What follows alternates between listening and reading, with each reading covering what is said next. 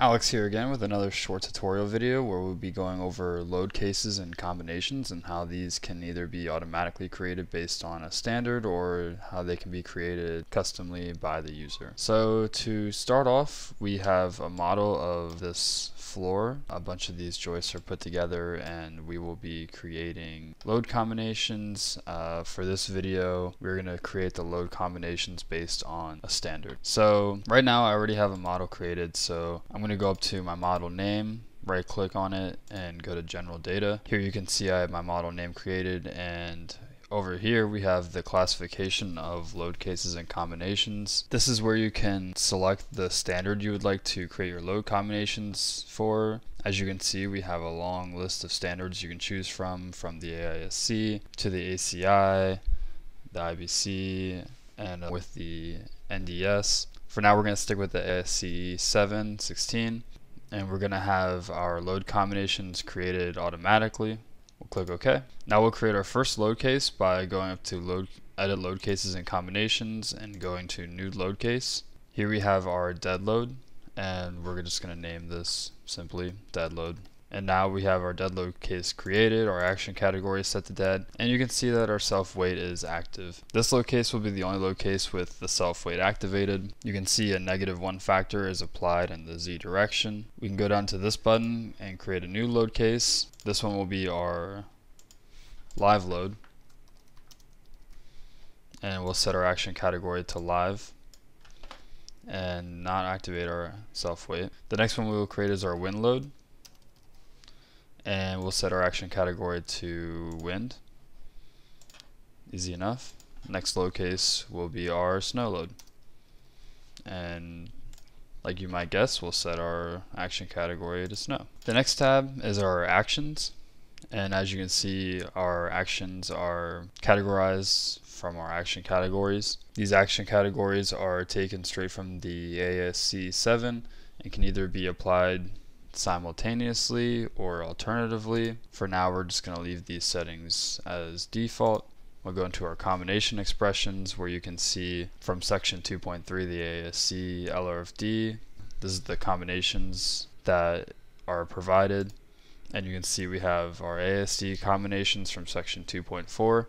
If you would like more information on what this entails and what kind of factors are being applied to your loading, you can click on this info about design situation button, where you can see all of the factors that are applied to each of our load cases and what that looks like from the ASCE 7, which is pretty convenient. The next tab is our action combinations tab. Here is where the load cases are set up for either LRFD or ASD combinations. You can click on the small I button as well and get an overview of what the ASCE provides for factors, and you can go through each of your action combinations if you would like. The next tab we'll be going into is our load combinations tab. The load combinations tab is where each combination of your load cases with factors are applied and automatically generated from the standard. These are categorized based on design methods from the combination expressions tab. So if you want to get an idea of what the factors are, you can go back to those tabs and click on the more info button.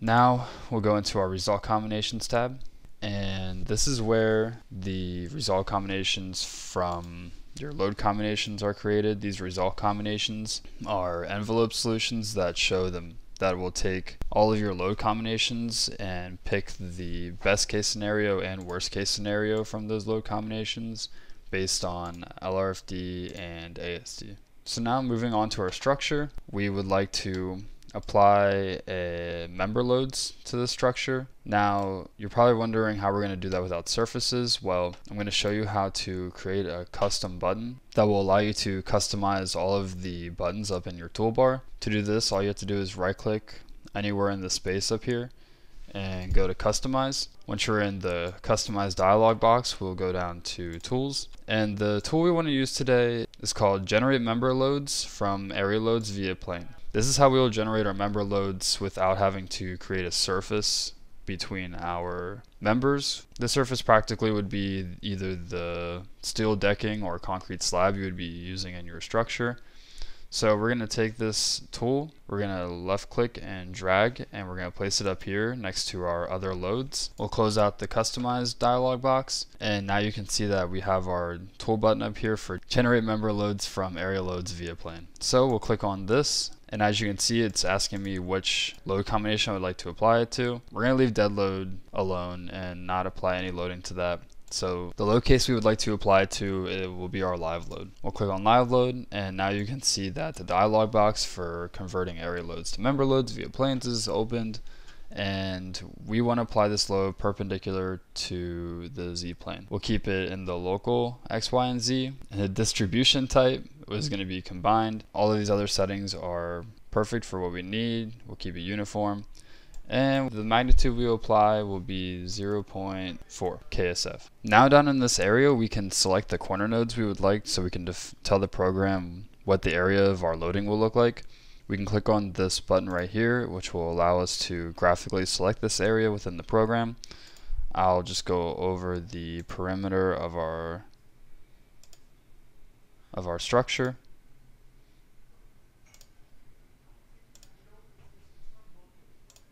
And as you can see, the perimeter of our structure was selected, and we can click OK. Now down here, if you want to remove any structures, you can do this just by selecting or typing in single members, or you can deselect any members that are parallel to the member you would select with this tool down here.